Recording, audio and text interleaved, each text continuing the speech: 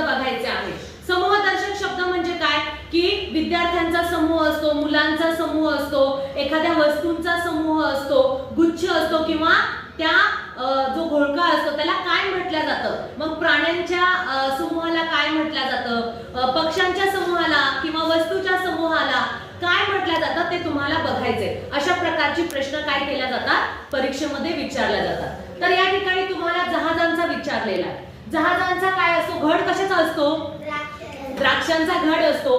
काफिला आहे, संच, संच कशाचा असतो, पुस्तकांचा संच असतो, बरोबर आहे की नाही. कागदांचा संच असतो. घोळका, मुलांचा घोळका असतो. मग इथे जहाजांचा काय येईल, काफिला. मग तुम्हाला सगळे शब्द जेवढे पण पर्याय आहेत ना ते पर्याय बघायचे. अरे हे ह्याचा असतो, मग उरलं काय. जर तुम्हाला माहिती नसेल तर बाकीचे 3 ऑप्शन तुम्ही बघायचे. हे तर इथे जुळतात, हा जुळत नाही, मग काफिला कुणाचा, जहाजांचा. त्याच्यानंतर मुंग्यांची, मुंग्यांची काय असते, रांग असते, रेष असते, झुंबड असते की थवा असतो.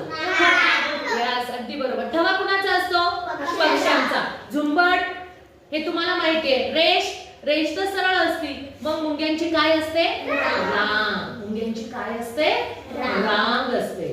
करवंदाची, करवंदाची काय असती, जाळी. जुडी कशाची असती, मेथीची जुडी असती, कोथिंबीरीची जुडी असती, बरोबर आहे की नाही. गुच्छ, फुलांचा गुच्छ असतो. जाळी, करवंदाची जाळी. आणि घोस कशाचा असतो, घोस आपण द्राक्षांचा सुद्धा घोस म्हणतो, बरोबर आहे की नाही. तर करवंदाची काय ती, जाळी. अशा प्रकारचे शब्द तुम्हाला शोधून लिहायचे. ठीक आहे.